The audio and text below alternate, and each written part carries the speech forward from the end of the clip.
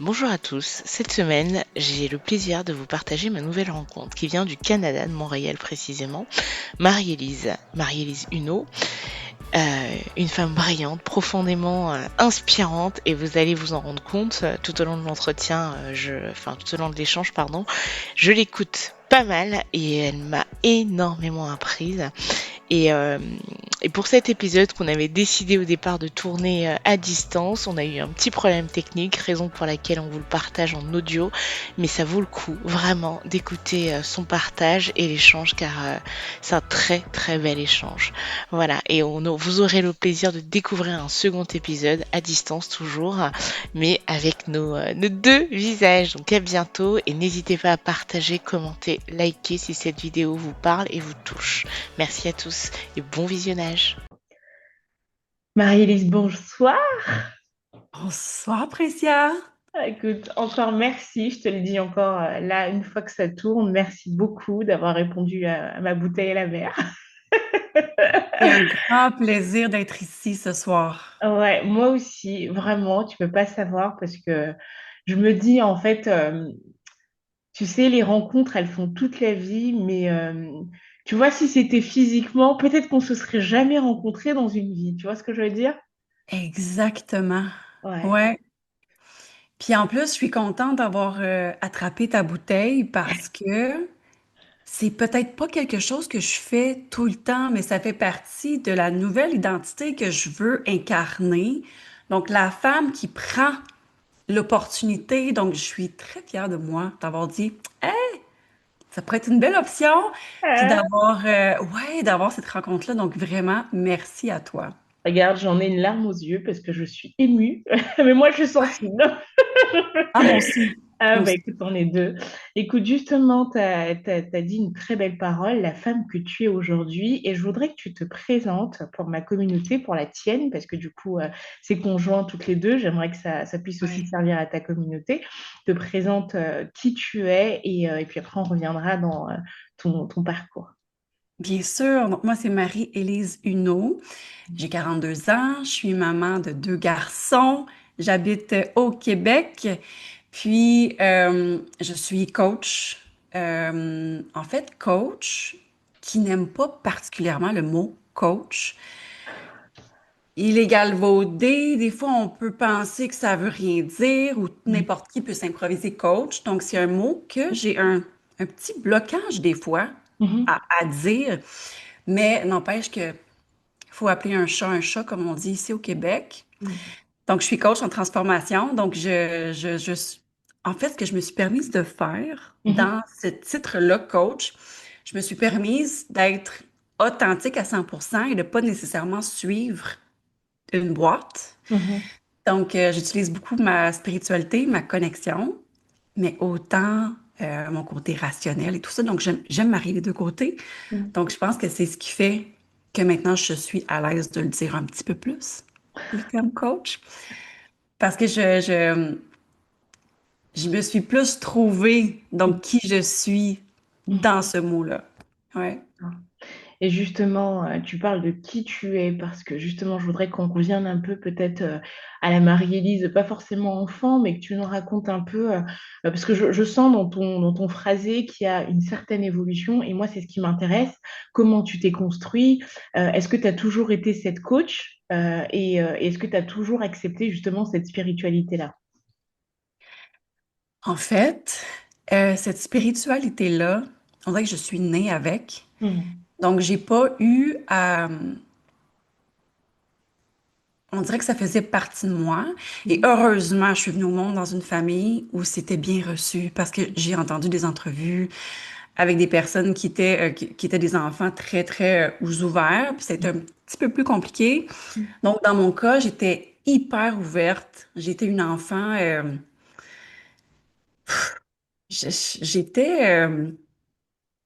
comment je pourrais dire? J'étais hyper connectée, Mhm. hyper sensible. Mhm. Puis, c'est un peu parti vers l'adolescence. Mais ça, je Mhm. pense que c'est le cas de plusieurs personnes Ouais. qui sont nées avec une spiritualité ou une connexion hyper présente. Puis, une fois dans l'adolescence, il me semble que c'est comme un passage obligé, Mhm. parfois, pour comme un peu revenir sur Terre, là.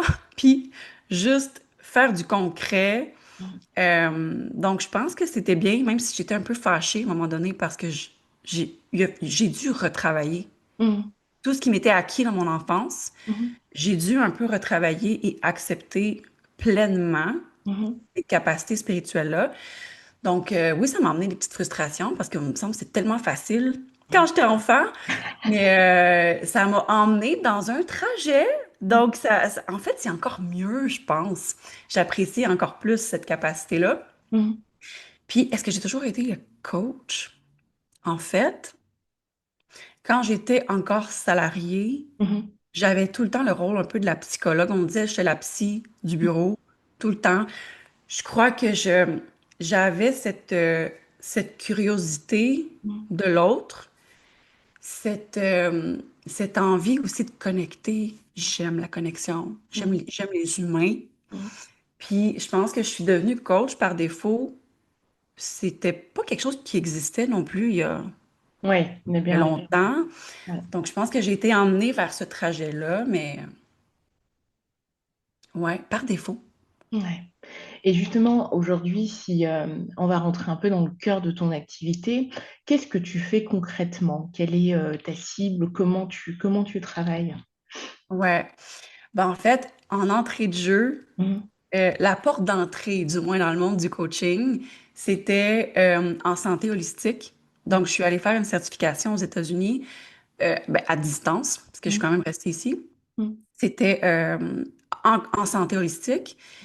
Puis, on sortait de là, on avait une double certification. Donc, il y avait le côté santé, Mhm. coacher des personnes dans leurs objectifs santé, que ce soit perte de poids ou peu importe. Puis l'autre volet, c'était coach de vie. Donc, Mhm. de façon générale, donc pour accompagner les femmes dans d'autres domaines de leur vie. Et ça, c'était en 2018. Ah ouais. Mais depuis 2018, si tu savais le nombre de fois que j'ai pivoté, Moi, je veux savoir. wow! Déjà, j'ai construit une confiance, j'ai construit une posture, ça s'est pas fait du jour au lendemain, là. Quand j'ai commencé en tant que coach, j'étais la petite coach un peu timide, Mhm. même que je me suis lancée en anglais parce que j'avais trop peur d'être vue chez moi, puis d'utiliser mes réseaux sociaux pour parler de mes services. Pour moi, c'était inconcevable. Donc, je me suis ouvert des réseaux sociaux en anglais. Puis Mhm. ma première cliente était à Vegas. Mhm. Je vais toujours m'en rappeler. Puis ça a été quand même un long processus. Je sais pas c'est quand que j'ai commencé en français. Mais je pense qu'il y a un temps où j'ai dit, hey, là, Marie-Élise, là, ça suffit, là, mais pourquoi tu te caches, tu sais? Mhm. Puis par contre, pour le côté spirituel, ça a Mhm. été très long. Donc j'ai commencé.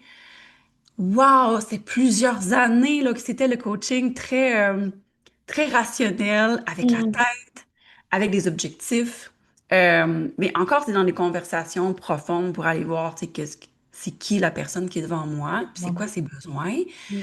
Mais l'aspect spirituel, que je suis 100% à l'aise d'être vue, Mhm. même pas 2 ans. Ah ouais. Même pas 2 ans là, que je suis, même je dirais même 1 an, que je suis sortie du placard à balai, là. Ouais. J'aime bien. Et justement, tu dis tout à l'heure que tu t'es construite. Quelles ont été les grandes étapes justement on va dire surtout de ta carrière professionnelle? Comment tu as évolué? Comment tu as eu ce déclic justement pour passer coach en fait? Quelles sont les grandes étapes par lesquelles tu es passée? Ouais. Ben, en fait, j'ai longtemps eu la tête dans le sable.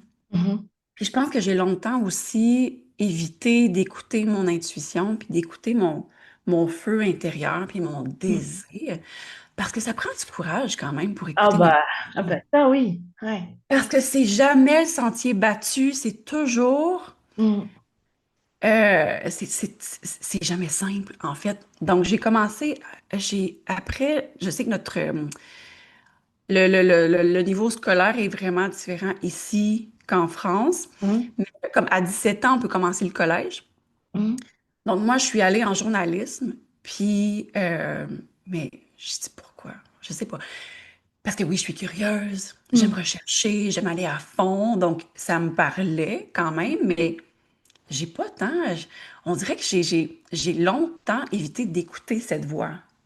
Mm. Mais qu'est-ce qu'elle te disait justement à l'intérieur? C'était quoi Tu vois, comment tu te sentais à l'intérieur? C'était quoi cette petite voix? Parce que, en fait, une femme aujourd'hui qui va nous écouter peut être dans la même Ouais. situation que, enfin, on va dire toutes les deux, parce que je pense que on a des parts de vie qui se ressemblent. Comment elle peut savoir et comment elle peut apprendre à écouter cette flamme-là, en fait? Aïe, aïe, aïe. Moi, je dis, On a 4 heures pour écrire. mais je dis toujours à mes clientes que quand on a un désir, c'est notre âme Mm, qui l'implante en nous et on se doit le respect d'aller au fond de ce désir-là. C'est pas pour rien. Quand on mm, désire quelque chose, c'est jamais pour rien. C'est un petit chuchotement de l'âme. mm, Puis moi, mon plus gros chuchotement de l'âme, c'était vraiment de faire mes affaires, d'être seule. mm, Donc, j'ai toujours eu la fibre entrepreneuriale. mm, Quand j'étais enfant, là, mes parents avaient un jardin. mm. Puis moi, ce que je faisais, c'est que je mettais une table devant, puis je mettais les légumes de mes Et parents, tu vendais? je les vendais. Donc, j'ai toujours eu ce désir, et le nombre d'entreprises que j'ai créées dans ma tête. Tu savais. Donc, je crois que c'était ça la base. Donc, Mm, je savais que je voulais être à mon compte, faire ma propre chose. mm, Pas que je suis une mauvaise employée, c'est pas ça, mm, mais je cultive une certaine frustration interne mm, quand ça dépend des patrons. Si c'est les patrons que j'estime, mm, c'est différent. mm. Mais sinon, tout mon parcours salarial, j'avais une petite frustration à l'intérieur de moi parce que je savais pertinemment que je n'écoutais pas cette petite voix-là qui me disait, Mm, Marie-Élise, lance-toi. mm, Mais toi, là, tu sais, toi, offre tes services, fais quelque chose qui te passionne. mm, Donc, à travers ça, là, j'ai fait plein de choses, hein. J'ai fait des lectures de cartes astrologiques. mm. J'en ai fait quand même longtemps. J'ai fait des nettoyages énergétiques là, à la Reiki, des trucs comme ça. J'ai comme mis un peu les pieds Mm. dans différents domaines parce qu'on dirait que je voulais un peu comme me tremper l'orteil puis voir qu'est-ce que j'aimais vraiment. Et t'aimais vraiment, ouais. Mm. Ouais, mais en même temps, ça se trouve à être des petits morceaux de puzzle une fois tout mis ensemble, Mhm. ça fait une image Mm. qui me ressemble au final. Ouais. Ouais. Bah, moi, je pense que de toute manière, toutes les expériences qu'on peut avoir, elles sont pas inutiles, tu vois. Et des fois, même les personnes qu'on rencontre, en fait, tout au long de notre parcours, c'est pas inutile. Donc forcément, si je fais un peu le récap de ce que tu dis, c'est que tu as un peu papillonné, mais c'était pas pour rien, parce que finalement, je pense que tu doutais un peu de toi avec cette petite voix qui te parlait, mais tu avais besoin, en fait, de te frotter aussi finalement à la réalité, en fait. Tu vois. Exactement. Puis, tu as tellement bien dit papillonner avec ton podcast, mais c'est tellement parfait parce que c'est ce que c'est. Et, tu sais, pour revenir un peu à ce que tu disais, à chaque fois qu'on vit des expériences, qu'on se lance, puis Mhm. qu'on a du courage, mais on se construit. C'est ça. Notre posture devient plus claire. Mm. Même nos désirs deviennent plus clairs. C'est plus clair. On sait ce qu'on veut, on sait ce qu'on veut pas. Donc, notre mission s'éclaircit, mais avec ça, ça prend des actions. Donc, tu sais, les auditrices qui écoutent, les auditeurs et auditrices Mm. qui écoutent ça, qui sentent l'appel à l'intérieur d'elles, je pense que, je pense qu'il y a deux choses importantes. Mm. Le travail sur soi et la découverte de soi. Mm. Je pense qu'à chaque fois qu'on enlève des couches d'oignon, Mm. qu'on découvre qui on est, ben, on se solidifie, Exact. puis en prenant action. Donc, des fois, c'est plus facile de prendre action, plus on se connaît. Puis Mm. plus on prend action, ben, plus ça s'éclaircit. Mais tu disais tout à l'heure, connaissance de soi, mais comment aujourd'hui, dans un monde qui va extrêmement vite, c'est-à-dire que des fois, bah, entre les enfants, bah, tu en as deux, j'en ai deux, entre le boulot, les enfants, des fois le mari et toutes les choses à côté, comment tu peux prendre ce temps-là pour aller chercher au fond de toi et enlever petit à petit ces oignons. Quand t'as pas, parce que tu vois, si j'écoute un peu ce que tu dis, toi, tu as eu cette petite voix qui t'appelle et du coup, tu l'as écoutée. Mais des fois, on n'a pas, en fait, le temps de s'asseoir et tout simplement écouter cette voix qui nous dit, mais t'es pas dans le bon chemin. Ouais. Ben en fait, je pense qu'on pense à tort que Mm. l'élimination va se faire en méditant puis en s'assoyant 2 heures par jour et que c'est là qu'on va avoir l'illumination divine. C'est ce Puis, qu'on nous vend dans les bouquins pourtant. mais en fait, je pense que c'est dans chaque moment au Mm. quotidien. À un moment donné, c'est d'apprendre à remarquer les déclencheurs. C'est ça. Quand il y a un déclencheur, je pense que c'est une pépite parce que c'est notre radar interne qui nous parle. Attends. Tu as dit une phrase hyper importante, je vais la redire, parce que c'est ultra puissant. C'est de remarquer les déclencheurs. Et chaque Oui, déclencheur est une pépite. 100%. Ouais.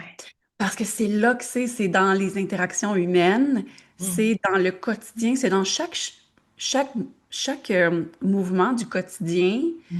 qu'on se rend compte si on est aligné ou non. Mm. Puis on le sait à l'intérieur de soi. Si on a une frustration, Mm. si on a une colère, si on a un... ou même des fois, le nombre de fois que j'étais morte en dedans parce que je me forçais à aller au travail, puis quelque chose que je n'aimais pas du tout. Donc, on le sent en dedans de soi, puis c'est dans l'action qu'on sait si on est aligné. Mm. Dans l'inaction, on ne peut pas savoir si on est aligné ou non parce qu'on ne fait rien. C'est vrai. Ouais. Donc, on n'a pas le miroir placé devant nous. Mm.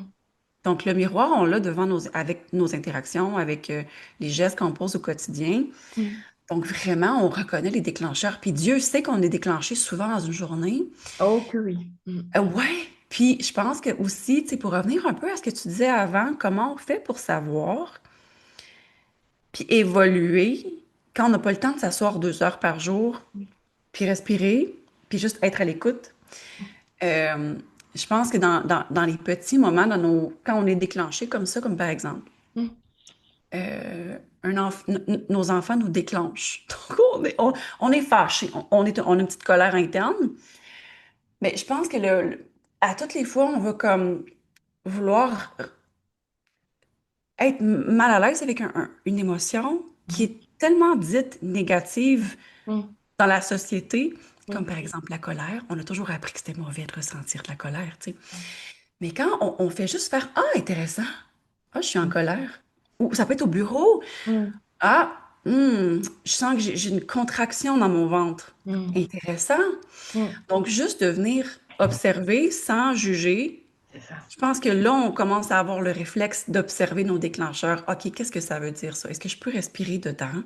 Mm. Puis finalement, on se rend compte ben, que ça fait toute la différence parce qu'on n'accumule plus nécessairement les frustrations, mais on grandit avec. Puis c'est ça, je pense, qui augmente aussi la Mm. maturité émotionnelle. Exact. Exact. Oui.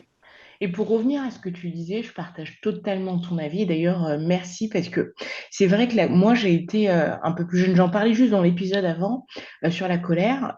C'est vrai que bibliquement, c'est mal vu la colère. Et on le sait de toute manière. En fait, la colère, elle fait peur.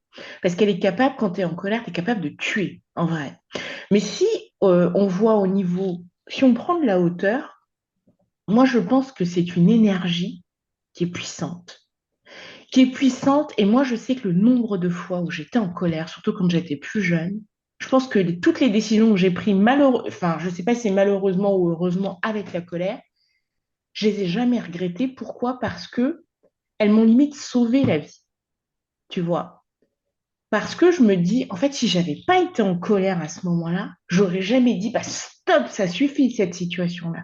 Stop, tu vois. Et malgré ce qu'on peut dire de la colère, après, ce que je suis d'accord, c'est qu'elle est capable de t'emmener dans un chemin des fois que tu maîtrises pas, parce qu'elle est tellement puissante, cette énergie-là, qu'elle peut t'embarquer, en fait, assez loin. Mais là où je te rejoins vraiment, c'est qu'on a tendance à la juger, mais en vrai, si tu prends juste, si tu enlèves tout le jugement et que tu la prends juste comme ça entièrement, bah, c'est une énergie qui est capable bah, de te porter en fait d'une étape à une autre finalement. Ouais. Ouais, Quand elle est bien canalisée. exact. Et puis c'est drôle, Princière, parce qu'on se rejoint. Parce Mm. que mon épisode précédent de mon podcast s'appelle Sainte Colère. Et je parle de la colère. Donc, c'est quoi le hasard? C'est pas de hasard. Wow! C'est fascinant. Donc, oui, c'est une catapulte parfois. Ouais. On peut changer de place parce que des fois, on resterait trop à la même place. Mm. Puis ça peut être un. Quand elle est bien canalisée, là, ça peut être Bah oui. merveilleux. Ouais. Ouais. Oui, parce que c'est une énergie comme finalement aussi puissante, on va dire, que l'amour, mais sauf que à la différence, l'amour, elle donne beaucoup de joie, alors que la colère peut finalement t'emporter, tu vois. Parce que je sais Oui. plus, je lisais un bouquin qui disait que quand tu as vraiment des problèmes de foie, bah, c'est souvent la colère. Tu vois, les gens qui ont Oui. amagasiné de la colère qui ne sort pas, et finalement, ils ont souvent des gros problèmes de foie parce qu'en fait, bah, tu tirailles en fait sur ton énergie la plus puissante. Et c'est un des organes le plus puissants du corps, de toute manière, le foie. Tu vois. Et en tout cas, merci pour ça, parce que c'est vrai que je trouve pas des fois des gens qui pensent comme ça, tu vois. Et c'est pas forcément l'idée, c'est pas forcément de trouver quelqu'un qui pense comme toi, mais au moins de se dire que on est d'accord qu'elle est capable aussi de t'emmener à un niveau supérieur, quoi. C'est un feu intérieur. En fait, je pense Mm, que c'est notre feu intérieur qui s'embraise. Il y a une raison. Je pense qu'il faut l'écouter. Pas tout exact. le temps, là, on s'entend, il y a des nuances, là. Mm, Quand elle est mal canalisée, mm, non, là, je pense qu'il faut travailler sur soi. c'est ça. Mais quand elle est bien, ça peut être un Ouais, feu qui nous propulse. c'est ça, c'est ça. Ouais, effectivement. Effectivement, il y a beaucoup de gens, enfin, on est, parce que tous, on a tous eu des moments de colère où tu t'agaces ce matin, tu vois, il y a un monsieur qui allait me percuter en voiture, je me suis énervée, bon, c'était pas méchant, mais tu vois, je me dis, en fait, on a tous, de toute manière, à apprendre à gérer nos émotions, ça, on le fait tous les jours, et même les enfants sont les premiers maîtres, finalement, parce qu'ils nous apprennent au quotidien. Voilà. Combien de fois t'es fatigué, t'as une journée difficile, et puis là, tu le regardes, tu te dis, mais en fait, pourquoi je m'énerve? Ah, c'est tellement ça. Ouais, Ouais. ils nous apprennent. Revenons un peu à ton parcours du coup. Donc aujourd'hui, tu es coach, t'accompagnes, est-ce que tu accompagnes que des femmes, des hommes? C'est quoi ton public exactement? Que des femmes, Ouais. euh, rien contre les hommes. J'ai absolument rien contre les hommes. Mm, Mais c'est ce qui me parle. Est-ce qu'un jour ça changerait? C'est possible. Mais j'accompagne les femmes, mm, puis j'accompagne les femmes, surtout, là, tu sais, celles qui viennent vers moi, mm, c'est celles qui ont un petit feu en dedans d'elles, et puis elles ont peut-être jamais pris le courage, tu sais, de l'allumer et de le mettre en avant-plan ou d'écouter ce feu-là. Donc souvent, elles vont vouloir plus, mhm, soit être plus vues, mm, soit prendre leur place. mm, Elles ont un message à donner. mm, Donc, c'est des femmes qui ont une mission, qui ont ce feu à l'intérieur d'elles. mhm. C'est ces femmes-là que Que j'adore t'accompagne. accompagner. Ouais. Ouais. Et il y a aussi un point qui m'a touchée tout à l'heure, tu parlais de légitimité. Au début, quand tu as commencé, tu t'es caché. Comment tu as su justement assumer cette lumière en toi? Comment tu as travaillé sur toi pour pouvoir assumer et briller finalement avec toute ta puissance finalement? Comment tu as pu faire ça? C'est, c'est un, c'est un trajet qui s'est fait tellement lentement. Mhm, Puis, je pense que même si j'avais voulu forcer, mhm, je sais pas si je serais arrivée à ce point parce que ça s'est fait vraiment naturellement. C'est comme quand c'est comme la confiance en soi, c'est un muscle hein, qui grandit. Donc, plus on se met de l'avant, plus on ose, mhm, plus on a du courage, ben, plus on a du courage, plus on a du courage. Donc, ça a été un peu la même chose. Puis, à un moment donné, il a fallu juste que je me dise consciemment, hey, on s'en fout de ce que les gens pensent. Non, mais c'est quoi, là, que des anciens collègues me voient à faire mes vidéos sur un TikTok ou sur Instagram? On s'en fout. Mais ce processus-là a été énorme. Puis des mhm, fois, c'est la famille, puis des anciens collègues ou des anciens, des personnes avec qui on est allé à l'école. mhm. Donc, c'est ces personnes-là qu'on doit transcender un peu leur opinion. Oui, Puis c'est ce qui est difficile. Ah ouais. Puis je pense qu'à un moment donné, à force de se mettre de l'avant, Mm, on se désensibilise peut-être, je mm, pense. On s'habitue. mm, Ça devient normal de prendre la parole. mm. Puis ça devient, à un moment donné, on se rend compte, on fait une introspection, puis on se dit, ah, hey, wow, j'y pense plus vraiment de ce que C'est mes vrai. anciens collègues pensent. Fait que ça se fait naturellement. Ouais. Mm. Ouais, mais il faut prendre action. C'est ça. Il Et n'y a pas de solution Et miracle. comment prendre action, mec? C'est ça. Est-ce que toi, tu as des clés? Est-ce que tu as... Enfin, je sais qu'aujourd'hui, toi, c'est ce que tu fais aussi. Finalement, tu accompagnes un peu pour prendre les femmes à prendre aussi de l'action, à se mettre en action. Mais quelqu'un qui n'aurait pas forcément tous les outils, comment tu pourrais l'orienter pour ne fût-ce que faire un premier pas déjà vers son appel?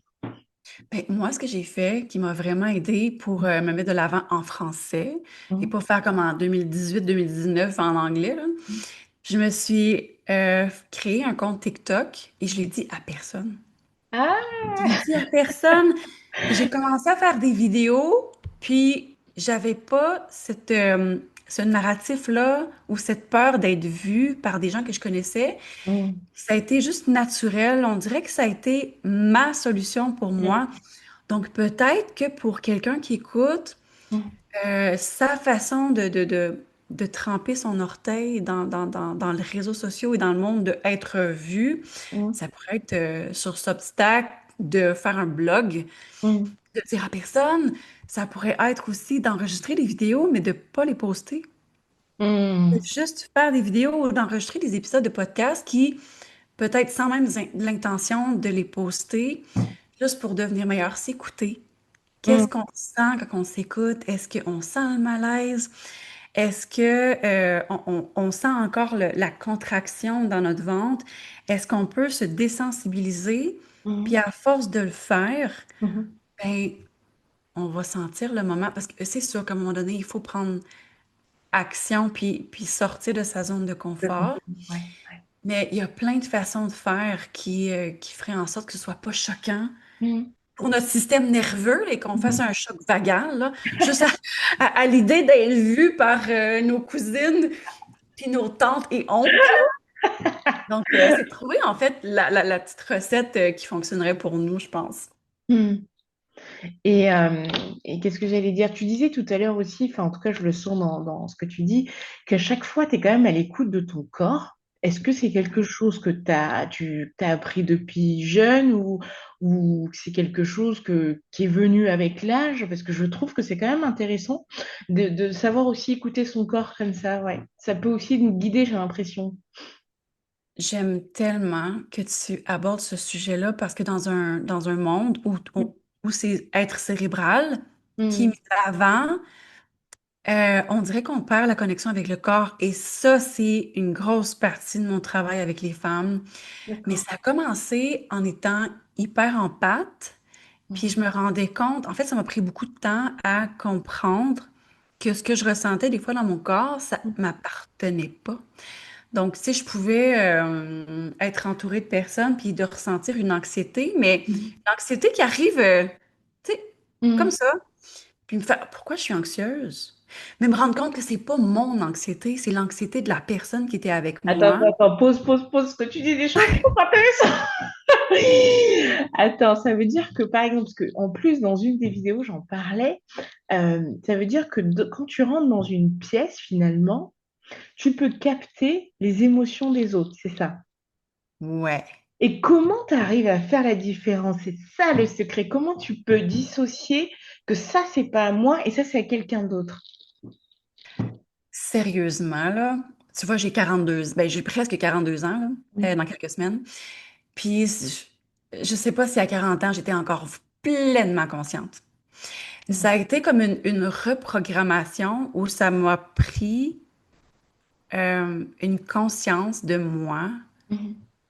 à un autre niveau parce qu'il y a plein de fois où je ressentais plein de choses et je ne comprenais pas encore que c'était pas à moi.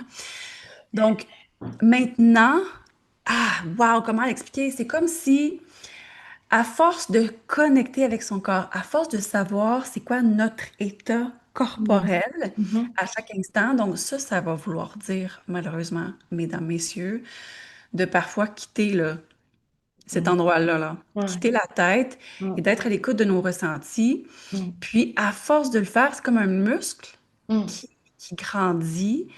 Puis, à un moment donné, on finit par comprendre c'est quoi notre essence. Mhm. Nous, on est qui? Et quand on connaît qui on est qui, parce que on s'est connecté à soi et Mhm. qu'on écoute, qu'on observe Mhm. notre corps. Puis des fois, ça peut être juste là, tu sais, je touche mon bras, de faire comme, ah ouais, ok, c'est mon corps, je suis Mhm. là. Puis de se ramener vraiment, de Ouais. se Se recentrer centrer, ouais. en qui on est. Mhm. Puis à force de connaître notre essence, Mhm. quand il y a l'énergie de quelqu'un d'autre qui entre, on fait, ah ouais. Je sens, admettons, sa douleur au cœur. Mhm. Je sens si la tête tourne, puis je suis devant une personne, admettons une cliente, et là j'ai un tourbillon mental. Je sais que la personne en ce moment, elle est beaucoup dans sa tête, ou un point au cœur, ça peut être euh, ou dans le dos, ou tu sais, c'est là que je peux me connecter avec la personne, mais pour ça, ça a été long, parce que vu que je suis née comme ça, moi j'ai toujours pensé que c'était moi. C'est moi qui sens toutes ces choses, mais puis mais j'ai su m'entourer par contre de bons mentors Mhm. pour Non, mais m'aider à là, différencier. je pense que j'avais pas prévu ce point-là, mais on va tellement en parler, puisque moi, tu sais, c'est quelque chose, je me suis toujours posé la question. Tu vois, par exemple, à un moment donné, je faisais beaucoup de formations, tu vois. Je rentrais dans des pièces, j'avais de l'énergie, mais quand je te dis, Marie-Lise, à revendre, tu vois, plein de trucs, il y a des moments, je rentrais dans une pièce, mais littéralement, je ressortais, mais mais vidée et à un point où j'avais l'impression, je me souviendrai encore toute ma vie, une fois, ça m'a fait ça.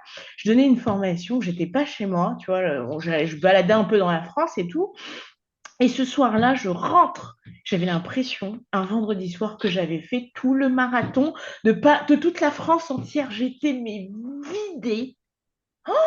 Et en fait, c'est à partir de là que je me dis, non, il se passe quelque chose, tu vois. Et à partir de là, je commence à détecter qu'il y a un échange d'énergie. Tu vois, mais pas encore, je vais pas totalement conscientiser. Et après, petit à petit, je vais commencer à faire les exercices, tu vois. Aller dans des formations ou des fois faire des accompagnements. Et je ressors de là, mais tu sais, soit vide, soit des fois, comme tu dis, avec le tournis, je me dis, mais c'est bizarre, parce qu'il y a 1 heure, je me sentais super bien. Et puis là, bam, tu vois. Oui, Et je suis sûre qu'aujourd'hui, tout ça, on n'a pas tu vois, on n'a pas la clé parce que quand ça t'arrive, moi, je n'étais pas capable de remonter, hein, je t'assure, je suis restée au lit tout le vendredi soir, le samedi matin aussi. Et je me suis dit, mais comment faire pour pas se protéger, mais peut-être se distancier ou quel est le message de la vie quand c'est comme ça? Est-ce que je dois aller vers cette personne? Est-ce que je dois chercher, comprendre? Enfin, c'est quoi la clé, quoi? Si tu as peut-être des idées ou quelque chose, une pensée là-dessus, moi je suis preneuse et je pense que beaucoup de gens aussi seront curieux parce que je suis pas la seule à qui c'est arrivé ce truc-là. exactement. Donc, j'ai le meilleur truc. Ça vient pas de moi, donc j'ai pas le mérite. Mais le meilleur truc que j'ai entendu, Mhm, c'est prends l'exemple. Quand tu es assise sur une chaise, mais mhm, juste le bout de ta chaise. Il y a encore de l'espace. Donc, mhm, n'importe qui mhm, peut arriver, mhm, s'asseoir avec toi sur ta chaise, donc d'être dans ta bulle, mhm, dans ton environnement. Donc, quand consciemment, tu mhm, prends toute la place dans ton corps, comme par exemple, avant, si tu sais que tu es quelqu'un qui est extrasensible, qui est empathe, qui mhm, ressent beaucoup de choses, mhm, et c'est ton cas, Précia, évidemment, donc le truc, c'est de faire comme prends toute ta chaise, mais c'est une chaise métaphorique, donc la chaise est le corps en réalité. Donc, bien souvent, on n'habite pas tout à fait notre corps. On est souvent à côté. Ou mhm, là, c'est de faire comme là, je m'habite. Et pour s'habiter, c'est ultra simple. C'est juste de prendre conscience, de juste faire comme ah, OK, parfait. Ma tête, mes épaules, mon tronc, mes hanches, mes pieds, mhm, parfait, mes bras, je suis dans mon corps. Et de dire, je prends toute ma place. Et de vraiment, là, tu t'habites. Quand on s'habite vraiment, comme mhm, pour la chaise, personne peut venir avec nous dans notre énergie parce qu'on s'habite, il n'y a plus de place pour l'énergie de personne. Mais ce que j'aime avec cette technique-là, c'est qu'on ne se ferme pas. Moi, j'ai pas envie de mettre des barrières, parce que de mettre des barrières, moi, j'aime avoir le cœur ouvert quand j'ai des conversations, parce qu'il me semble que je peux connecter. Puis d'avoir le cœur ouvert, c'est que, premièrement, je suis moi dans mon authenticité, mais aussi, j'ai pas de mur, donc j'ai pas de... Tu comprends, la qualité des conversations est beaucoup plus Profonde aussi. beaucoup plus profonde. Donc, ça me permet de pas me sentir vulnérable. Je peux ouvrir mon cœur, je peux être présente à 100% parce que je sais que je suis entière. J'ai pas de place pour personne d'autre. Donc, c'est un petit truc tellement simple, mais tellement efficace et je l'utilise tout le temps. Parce que je sais qu'il y en a beaucoup qui disent, oh, on peut se mettre une bulle de protection. Mais en même temps, je trouve que ben, on peut le faire si ça nous parle, c'est correct. Mais d'avoir une bulle de protection, déjà, déjà, je pensais jamais à le faire, là. Je me ramassais comme toi, être complètement vidée après des interactions ou après une journée de travail. Donc, de me prendre ma place complètement, il n'y a plus de place pour personne d'autre. Mais je suis ouverte, par contre, à avoir vraiment l'interaction sans avoir à me protéger. Donc, ça a été un outil qui a changé vraiment ma vie. Ouais. Bah, je sais que c'est effectivement, moi, je suis pareil que toi, c'est-à-dire que j'essaie toujours d'être ouverte et je me suis toujours dit, c'est pas pour rien finalement que je ressens ces énergies-là, tu vois, c'est pas pour rien. En revanche, euh, en fait, je me suis posé la question pourquoi avec certaines personnes j'avais une énergie down, genre je ressortais, j'étais vide, et puis soudainement avec, par exemple là, on échange toutes les deux, je me sens, tu vois, je sens qu'il y a de la joie, il y a plein de choses et tout ça, tu vois, et c'est naturel, c'est pas pour te jeter des fleurs ou quoi que ce soit, mais ça m'est arrivé, par exemple même dans le cadre du podcast, hein, de recevoir des gens pendant l'heure, et donc je sors, paf, t'es totalement vidé. Je sais pas si c'est l'histoire, si le fait, tu sais, des fois aussi, comme je suis très présente, je suis là, tu vois. Et est-ce que c'est, tu vois, mais je me suis toujours posé la question, qu'est-ce que ça veut dire? Parce que autant moi, je peux me protéger ou pas, mais c'est surtout, quel est le message de la vie là-dedans, tu vois? Ouais. Puis, ça, tu me fais penser à une situation en particulier. J'avais déjà fait le test, juste intuitivement. J'étais encore au travail, donc j'étais encore salariée. Puis j'étais avec une collègue qui me drainait. C'est comme si la vie à l'intérieur de moi me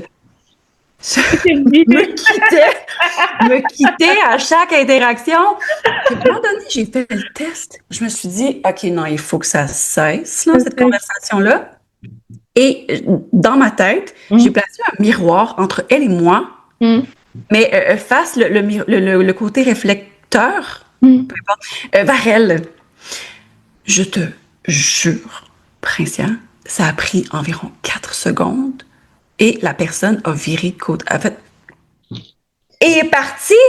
C'est comme si elle venait de goûter à sa propre énergie. J'ai dit, mais c'est de la sorcellerie. J'étais... Wow! Mais ça a été pour moi une révélation parce qu'on s'entend que, bon, chaque personne a... Une chose que j'ai apprise, c'est que nos systèmes nerveux communiquent avec les systèmes nerveux de tout le monde. Donc, je sais que cette personne-là n'était pas particulièrement régulée. Puis probablement que moi, si j'avais pas encore tous mes trucs à ce moment-là. Puis ça venait m'affecter, là, ça m'enlevait toute ma vitalité. Puis, donc ouais, en fait, c'était son système nerveux avec le mien qui communiquait. Donc, ouais, et puis, on sait, là, tu sais, dans une foule, on dit toujours que le quotient intellectuel d'une foule, c'est jamais très élevé.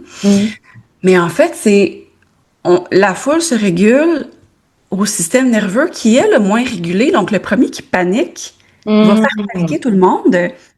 Je donne souvent l'exemple je sais pas si ça a été le cas en France, mais dans les débuts de la pandémie, le papier de toilette avait dit ça. Je sais pas ce qui s'est passé, là, mais là, les gens se lançaient sur le papier de toilette puis en achetaient des quantités, là. Fait que je me demande, moi, quand je pense à ça, je me dis, OK, il y avait une personne tellement dérégulée qui s'est dit, oh, là, on va manquer de papier de toilette. Puis là, tout le monde a dit, oh! Puis là, ils ont commencé à tout acheter. Donc là, je me dis, clairement, c'est ça qui s'est passé, c'est que le système nerveux le plus dérégulé a parti le bal. Donc, maintenant que je connais ça, moi, je peux me réguler. Mais en fait, c'est vrai que quand nous, on apprend à se réguler, Ouais. automatiquement, l'autre fait un peu miroir. Donc, il se régule avec nous.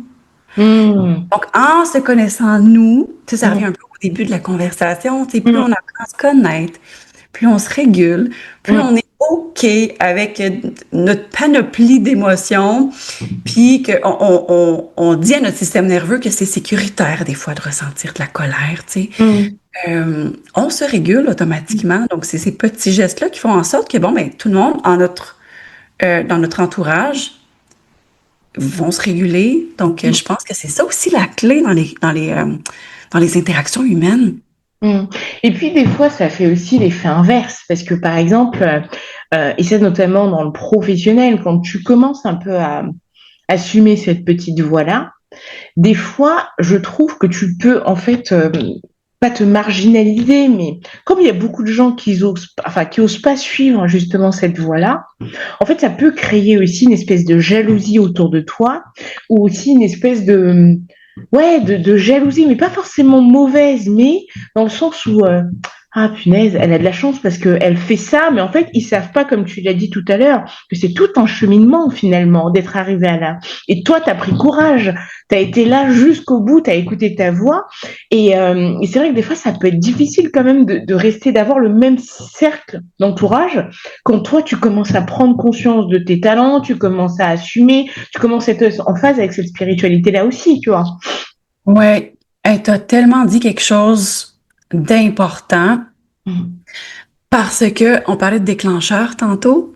Donc, quand on peut, nous, des fois, être déclenché par quelqu'un qui a osé prendre sa place, puis oser se mettre en avant-plan, oser réaliser un rêve. Si nous, ça nous déclenche, c'est parce qu'en quelque part, il y a résonance avec un petit désir qu'on a peut-être enfoui. Donc, c'est quasi impossible qu'on ne vive pas ça dans notre entourage parce que, mais tu sais, des fois même dans nos amitiés, parce que souvent on va devenir amis avec des gens, bon, on a plein de points communs. Et c'est possible que quand la première des amis qui décide de se choisir, qui décide d'avoir le courage et de décider qu'elle prend sa vie en main, automatiquement, les personnes qui ont ce désir-là, mais qui ne l'ont pas écouté, vont être déclenchées. On va devenir le miroir d'une autre personne. Donc là, ce qu'il faut apprendre à faire quand on est une personne sensible et empathe, on ne veut pas... on n'a aucun plaisir là, à déclencher des gens, encore moins nos proches. On n'a aucun plaisir de créer un sentiment de jalousie à l'intérieur de quelqu'un d'autre. Donc là, ça, c'est la clé qui est hyper importante quand tu es empathe ou hypersensible ou hautement sensible, mettons. Ben, c'est de te détacher de ça et d'accepter que tu peux déclencher, mais c'est pas toi. Tu peux être en fait, c'est un cadeau pour l'autre personne d'être déclenchée. Moi, quand je suis déclenchée, maintenant, ce que j'ai appris à faire, c'est de dire merci. OK, merci, ce déclencheur-là m'a fait voir quelque chose que peut-être j'osais pas encore. Il y a une partie de moi que j'ai voulu enfuir, puis que j'ai pas osé ou j'ai pas eu le courage. Donc, c'est une révélation, c'est un cadeau. Donc, la personne, notre entourage, qui va être déclenché par nous, qu'est-ce qu'elle va en faire de ce déclencheur-là? Ça ne nous appartient pas. Mais on peut être la personne, par contre, qui va avoir initié ce petit feu dans la personne. Donc, qu'est-ce qu'ils ont fait? Ben, ça va appartient. Je vois ce que tu veux dire. Effectivement, pour nous, en fait, c'est ce rapport à ce déclencheur-là, il faut le prendre de façon positive, finalement. Se dire, merci, en fait, tu es en train de me mettre un miroir sur ce que j'avais depuis enfoui. Par contre, là où, des fois, et j'ai déjà eu ces discours-là aussi, là où, par exemple, c'est déchirant, parce qu'en fait, des fois, il y a des gens qui se disent, en fait, comme j'étais entourée par cette bulle-là, tu vois, et que moi, entre guillemets, je suis un tout petit peu montée en vibration. Quand je parle de moi, c'est la personne, tu vois, est un tout petit peu montée en vibration. Et du coup, en montant en vibration, les gens ne la comprennent plus. Donc, elle se retrouve, et ça, je l'ai entendu plusieurs fois, notamment dans les entrepreneurs, elle se retrouve seule. Seule parce que, en fait, les gens autour de toi ne te suivent plus. Et c'est pas forcément de la malveillance, c'est juste que bah vous vibrez plus au même niveau, et donc ça fait une personne qui est seule, et du coup qui a tendance à repartir en arrière finalement. Tu vois, Oui. parce que j'ai eu envie, par exemple, de monter ma structure, de faire panani, mais en fait, en montant ma structure, je me suis rendu compte que concrètement, que bah peut-être que j'allais être plus heureuse, donc je rayonne un peu plus, je gagne un peu plus, peut-être plus ma vie, j'ai un peu plus de liberté, j'en sais rien. Enfin, et du coup derrière ça, ça crée de la jalousie, ça crée aussi que bah, y a un fossé qui se creuse parce que bah quand tu échanges, c'est plus les mêmes sujets de discussion, c'est plus donc en fait toi finalement t'as voulu t'élever. En fait, tu te retrouves en haut tout seul. Et là, comment gérer justement ce changement de gap? Ça, là, si quelqu'un qui écoute en ce moment puis qui se dit, j'ai peur que ça arrive et que ça fait en sorte que ça te reste petit ou ça te garde petite, ah, j'ai juste à y penser, j'ai comme un feu là, dans mon ventre. Puis en fait, c'est ça le pourquoi en fait je fais ça, c'est que je ne veux pas que les femmes restent petites par cette peur-là. En fait, on va se dire les vraies choses. Oui, ça va arriver. Ça va arriver. Et tes plus grands supporters vont être des étrangers. Et aie confiance Attends, parce que pause, tu dis des grandes choses, pause. Tes plus grands supporters vont être des étrangers. c'est vrai. Ouais. C'est tellement vrai, puis on le voit. On le voit. Puis ce qui est beau là-dedans, c'est que les relations qui vont émerger après que tu as fait le pas, ça, c'est magique. C'est juste qu'il faut se lancer un peu dans le vide. Oui, il y a des moments où tu peux peut-être te sentir seule, mais la personne qui écoute ça, là, puis qui est en plein dans ce tournant-là, dans sa vie, je te jure, garde le cap, garde confiance parce que ce qui va émerger de ça, c'est ce que le plus beau que tu auras jamais, jamais connu. C'est des relations avec des femmes qui s'élèvent. Mes amis entrepreneurs, là, je veux qu'elles soient des superstars dans leur Ah domaine. oui, Et c'est réciproque. oui. Donc, c'est des relations qu'on bâtit qui sont comme ça. Ça n'a pas de prix.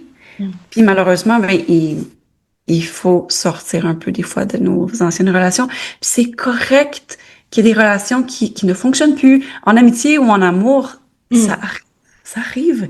Donc, il faut l'accepter. Puis des fois, il y a un deuil à faire. Puis c'est correct. Les deuils nous font comprendre beaucoup de choses, nous font grandir. Donc, ça vaut le coup. Faites-le. Ouais. Bah, ce que tu dis, c'est vrai que c'est dans les amitiés, mais surtout aussi dans la vie de couple. C'est vrai que on a tendance aujourd'hui, nous, surtout. En fait, moi, ce que j'adore avec la femme, c'est qu'elle peut être la plus basse possible, mais le jour où elle prend les clés de sa vie, tout, mais ça va être comme une Ferrari, tu vois. Ça va comme une Ferrari et ça change. Et souvent, il y a encore, je dis pas que tous les hommes sont pareils, mais il y a encore beaucoup d'hommes qui ont, je pense, du mal à accepter que la femme brille. Ouais. Ouais. Et ça, malheureusement, je trouve encore que ça ralentit en fait certaines femmes, ou du moins ça les piège, parce qu'elles se disent, elles le savent en fait au fond d'elles, que si demain je me mets à briller, je me mets à faire ce que j'ai envie de faire, bah il sera plus là pour moi, tu vois. Ouais. Et du coup, elles s'empêchent finalement.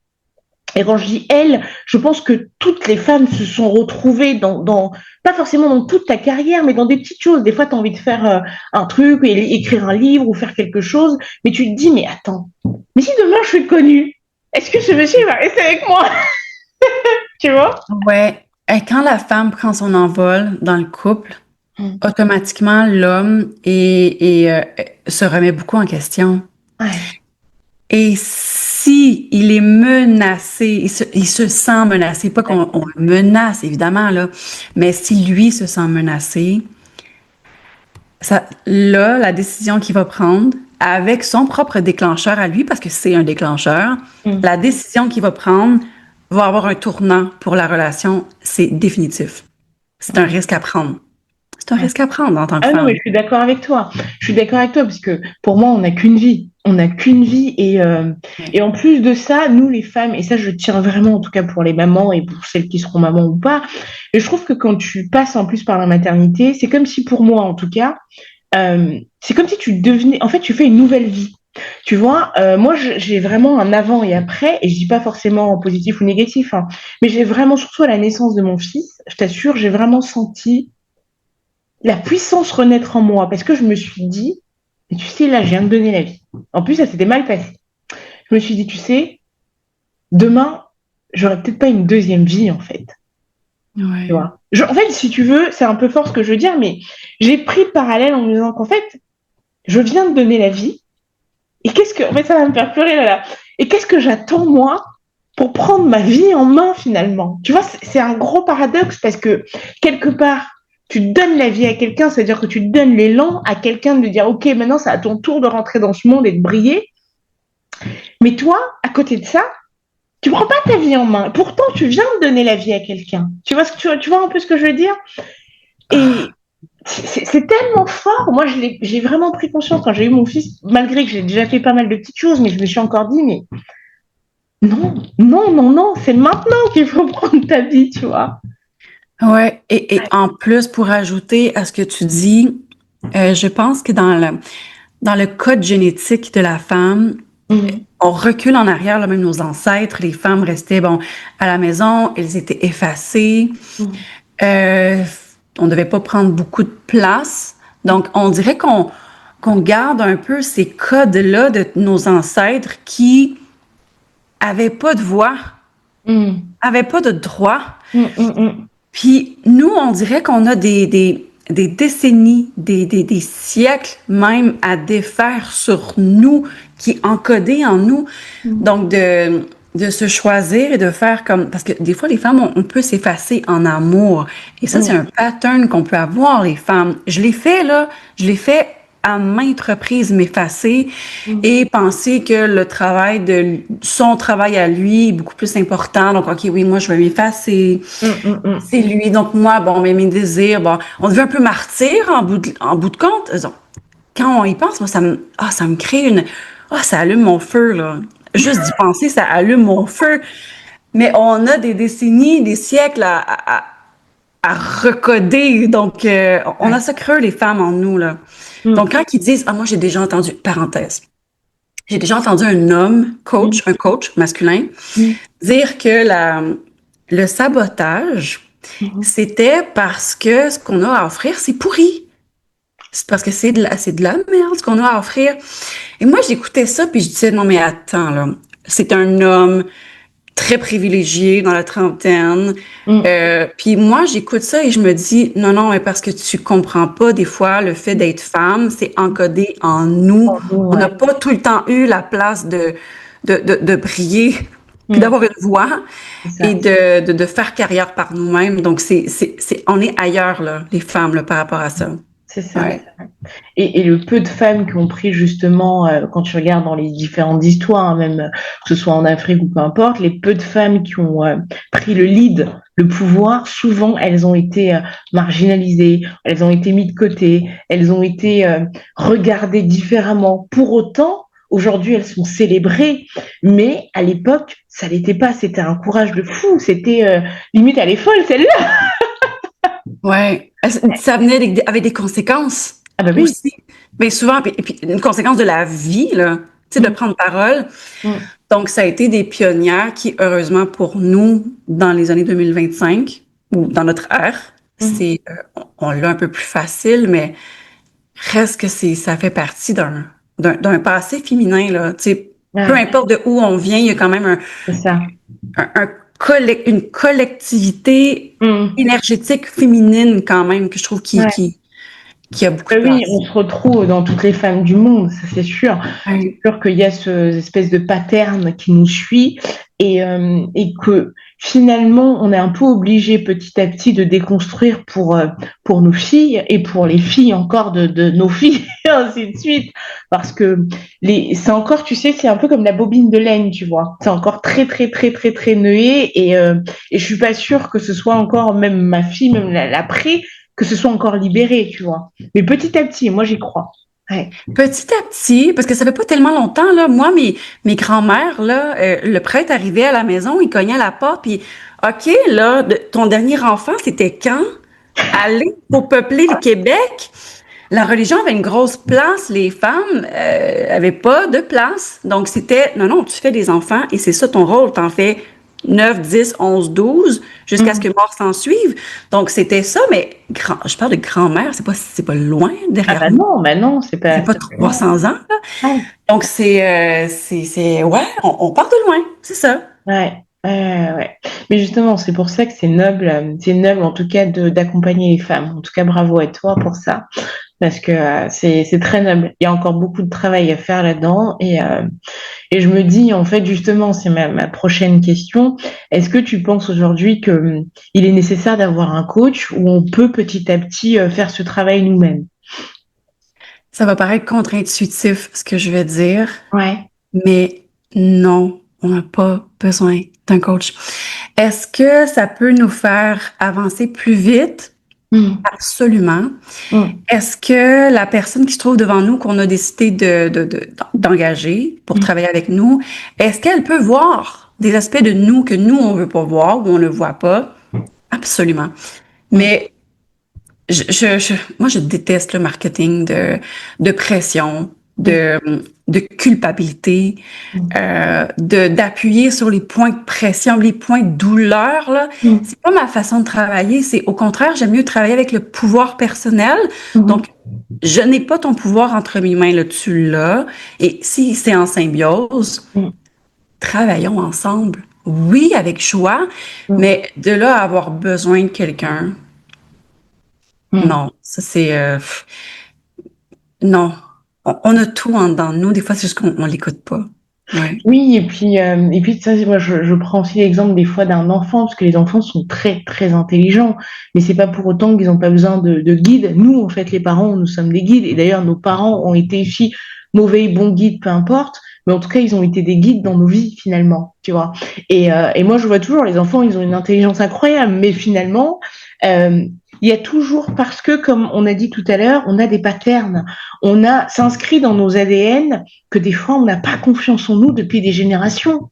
Et en fait, quand tu n'as pas confiance en toi, malheureusement ou heureusement, des fois, c'est quelqu'un d'autre qui te fait prendre conscience, tu vois, qui te fait prendre conscience de ta lumière, de tes qualités, de tes compétences. Moi, combien de gens, je t'assure, Maryse, que j'ai eu en recrutement, par exemple, je plaçais des gens, je leur disais juste, mais vous êtes brillante, elles se mettaient à pleurer, tu vois, rien que ça, sans rentrer encore dans le détail. Je lui dis, mais par exemple, une fois, j'avais posé la question, je me souviendrai, je lui dis, mais en fait, à votre niveau, vous pouvez être manager, pourquoi vous voulez pas augmenter le salaire et tout? Et je vois, tu sais, la nana, elle se décompose, elle commence à pleurer, elle me dit, bah non, mais personne m'a jamais dit que je pouvais être manager. Tu vois, comme ça. Et je me souviendrai, et je me suis dit, mais waouh! Hey, j'ai déjà entendu quelque chose et je me suis dit, mais waouh, c'est tellement vrai. Un homme Hum, qui veut postuler un emploi pour une promotion, hum, la liste de critères, il a, admettons, le trois quarts. hum. C'est parfait. C'est assez. Je me lance. Une femme qui veut une promotion, qui veut postuler, va voir le critère. Il y a un point qu'elle n'a pas. Ah, je vais pas le faire. Ouais. Ça Waouh! vient un peu à ce que je te disais, le coach qui disait le sabotage, c'est parce que tu n'as pas les compétences. Non, mais attends, il y a plein de gens hyper compétents, Ouais. mais Hum. ouais, 100%. Ouais. Puis, tu sais, il y a quelque chose aussi qui m'a... J'ai eu une idée quand que tu disais... Ah, ça va peut-être me revenir. Hum. Non, Mm. mais c'est vrai que moi, je crois toujours en la puissance des mots. la puissance de l'amour. Et quand je dis l'amour, mais c'est à tous les niveaux, tu vois, rien que donner de l'amour à quelqu'un quand il vient, quand lui dire bravo, tout simplement. Tu sais, des fois, on se dit même pas ça, tu vois, entre nous. Tu rencontres quelqu'un, tu vois qu'il a fait un bon truc. Mais en fait, finalement, pour l'avoir fait, en tout cas, hein, je sais que je suis pas parfaite, mais ça, par contre, comme j'ai eu la chance de travailler avec des talents, à chaque fois, tu vois, que je disais, mais tu te rends pas compte, c'est ça tes compétences, ça, et je voyais les gens, mais tu vois, genre pleurer, ou des fois, ils t'envoient des mails pour te remercier en disant, oui, Princia, merci pour ce que vous m'avez fait, vous m'avez accompli, mais j'ai rien fait! Tu dis, Mais mais j'ai rien fait! Mais j'ai juste fait le miroir, c'est tout! exact. Mais est-ce que tu crois que ces personnes-là qui sont devant toi, des fois, on veut juste, puis je vais parler pour moi parce que j'ai souvent engagé des coachs parce qu'on dirait que je voulais avoir la permission, comme si je voulais que quelqu'un me donne la permission que c'était OK d'avoir ce rêve-là et de vouloir prendre cette trajectoire. Donc, des fois, c'est juste de se sentir vu. C'est ça. Et quand on se sent vu par quelqu'un, on est humain, là. C'est pas une question de vanité, être Oui. vu. C'est pas de l'ego nécessairement, mais c'est un besoin de l'humain. On veut être vu et reconnu pour ce qu'on est. Ouais. Puis des fois, c'est juste ça qu'on a besoin, d'être reconnu, puis d'être vu par quelqu'un d'autre, puis de se donner la permission. Je pense que c'est ça aussi. Et d'avoir, je complète ce que tu dis, d'avoir une personne finalement qui croit en nous, tout simplement, tu vois. Ouais, parce que Ouais. des fois, notre entourage, peut-être, on n'a pas ça. Mm. Mm.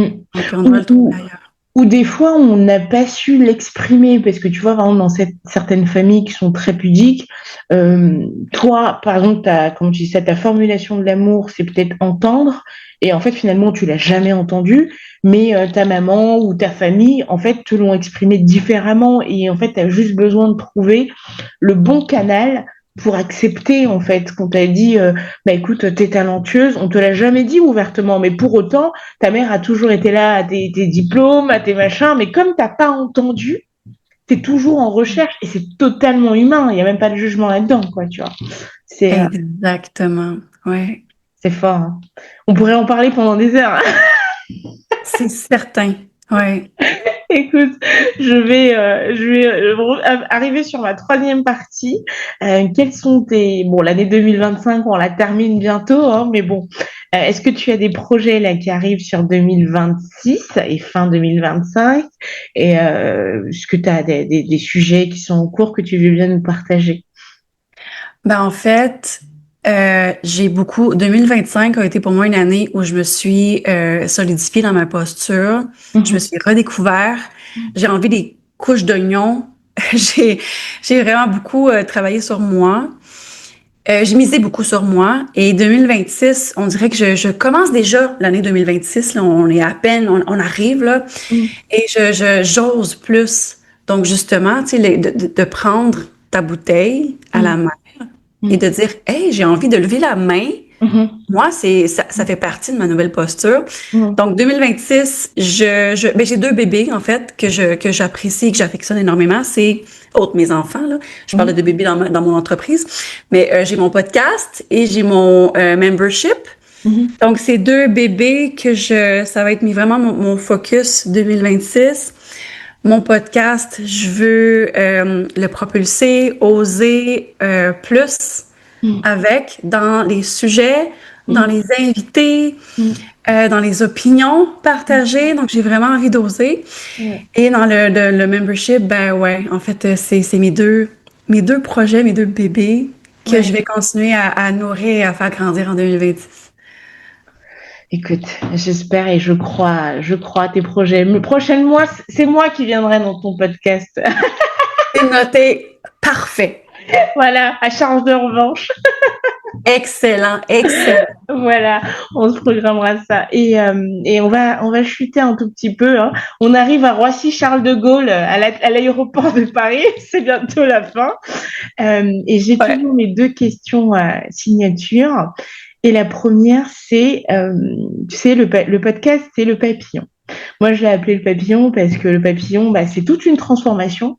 Il passe de la chenille et puis après, finalement, il quitte sa chrysalide et ainsi de suite.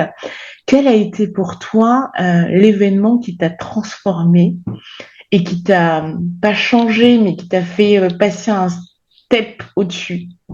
On dirait que j'ai de la difficulté à en choisir un événement, mais il y a quand même des événements qui m'ont forgé et qui font partie un peu de où j'en suis maintenant. Mais je crois déjà d'avoir le courage de quitter le père de mes enfants et parce que vraiment là, ça a été j'avais pas de raison là, tu sais, sur papier, j'avais pas de raison, c'était un appel du cœur que j'ai décidé d'écouter. Pas parce que je l'ai écouté que ça a été facile. Oui, oui, oui. Ouais. Mais ça a été, je pense, le premier step, la première marche pour miser sur moi et me choisir parce que je pense pas que je pense pas que je ferais ce que je fais aujourd'hui. Pas parce qu'ils ne voulaient pas, mais parce que moi, je pense que je l'aurais pas fait. Donc, ça a été vraiment, ça m'a forgé, parce que ça a été extrêmement difficile. J'imagine. J'ai eu, en fait, oui, des pertes, des décès, tu sais, qui font un peu changer la perspective sur la vie, à quel point la vie peut, en fait, on sait pas c'est quand que ça se termine. C'est ça. Puis aussi, je dirais, là, l'espèce de, la difficulté que ça a été de rester confortable. Donc, quand j'étais salariée et que j'étais extrêmement malheureuse et que je voyais que j'étais en train de m'éteindre, l'espèce d'inconfort de pas écouter mon cri du cœur, je ne veux plus jamais revivre ça parce que je me voyais que j'étais en pente descendante. Puis je me suis dit, c'est pas vrai que c'est ça la vie. C'est pas vrai que c'est ça la vie. Et ça a été pour moi le feu ou ça a été ce qui a mis le feu à mon derrière pour aller de l'avant. Donc, ça a été le désespoir avant de prendre action. C'est dommage, mais des fois, c'est ce qui arrive. Ça nous prend un grand désespoir, une grande douleur intérieure pour avoir le courage de prendre action. Ouais. Ouais. Bah, écoute, merci pour ces très belles coïncidences. Et dernière question, s'il y avait une femme justement, une Marie-Élise peut-être un peu plus jeune, qui va te découvrir et qui va se dire, oh punaise, j'ai à peu près le même parcours, quel mot puissant tu pourras lui dire ou une seule phrase puissante pour l'encourager ce soir? Je dirais, vois ta valeur. Arrête de voir la valeur dans la valeur de tout le monde et à penser que toi, tu l'as pas. Tu as ta valeur, tu as ta place.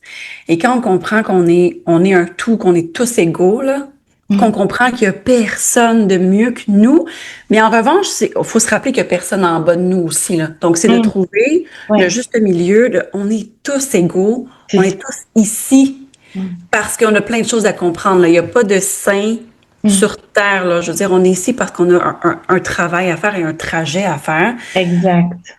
Donc, tu as ta place et prends-la. Amen. Ça, c'est beau, ça! Ça, c'est beau! Ça, c'est beau! Ouais, tu prends. On va finir par ces très belles paroles, Marie-Élise. Prends ta place. Ouais, tu l'as. Ouais. Écoute, j'ai juste envie de te dire merci.